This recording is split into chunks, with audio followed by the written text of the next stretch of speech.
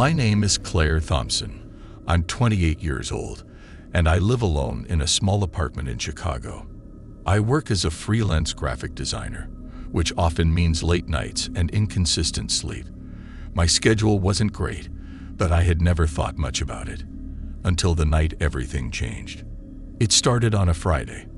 I'd been working on a project all day and didn't finish until 3 a.m. exhausted. I fell into bed without even turning off my laptop. I was so tired I barely remember falling asleep. But sometime in the middle of the night, I woke up, or at least I thought I woke up.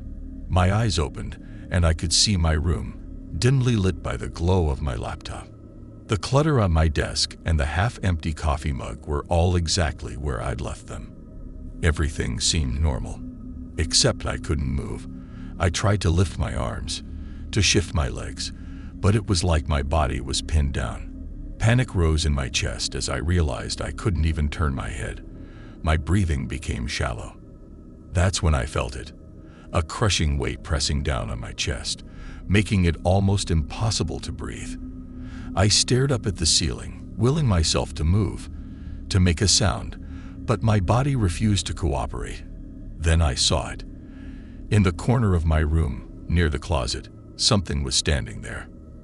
At first, I thought my tired eyes were playing tricks on me. But as I stared, the figure became clearer. It was tall, with long, thin limbs and a body that seemed to blend into the shadows. It didn't have a face, but its eyes, those glowing red eyes, were unmistakable. They stared at me with an intensity that made my skin crawl. I tried to scream, but no sound came out. The weight on my chest grew heavier as the figure began to move toward me. Its movements were jerky, unnatural, as if it didn't belong in this world. The closer it got, the louder a faint whispering became. It wasn't in English or any language I could understand, but the tone was unmistakable. It was cruel, mocking me in my helpless state. When the figure was just inches from my bed, I finally woke up, really woke up. I shot upright, gasping for air, drenched in sweat. My heart was racing, and I could still feel the weight on my chest, even though it was gone. The corner where the figure had stood was empty.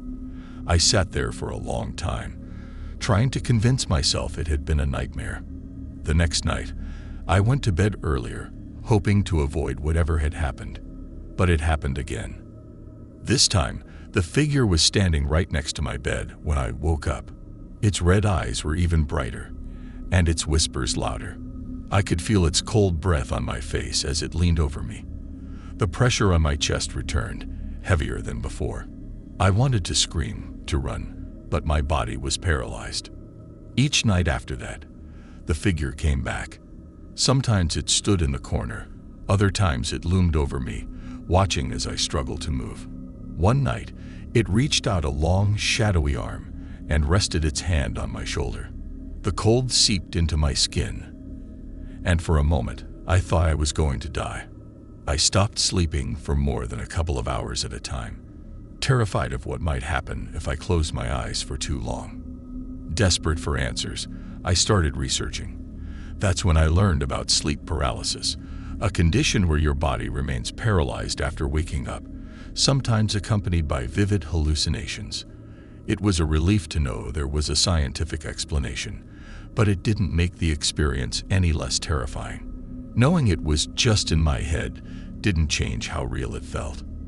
One night, after weeks of torment, I decided I couldn't take it anymore. When the paralysis set in and the figure appeared, I focused all my energy on moving. I started with my fingers, forcing them to twitch. Slowly, I worked my way up to clenching my fists. The figure noticed. Its head tilted, and it leaned closer, as if it was curious, or maybe annoyed. I didn't stop. With everything I had, I wrenched myself free and sat up, gasping. "Leave me alone," I shouted into the darkness. For the first time, the figure reacted. It recoiled, its glowing eyes widening in what looked like fear. It let out a low, guttural hiss before disappearing into the shadows. That was the last time I saw it. The sleep paralysis hasn't completely gone away. I still get episodes every now and then, but the figure hasn't returned. I've made changes to my routine, sticking to a regular sleep schedule and avoiding late-night work. But even now, months later, I can't shake the memory of those red eyes.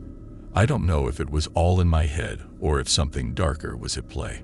If you've ever experienced sleep paralysis, you know how real it feels. It's not just the paralysis. It's the sense that something is there, watching you, waiting for the moment you can't fight back. And even if it's just your mind playing tricks on you, that doesn't make it any less terrifying.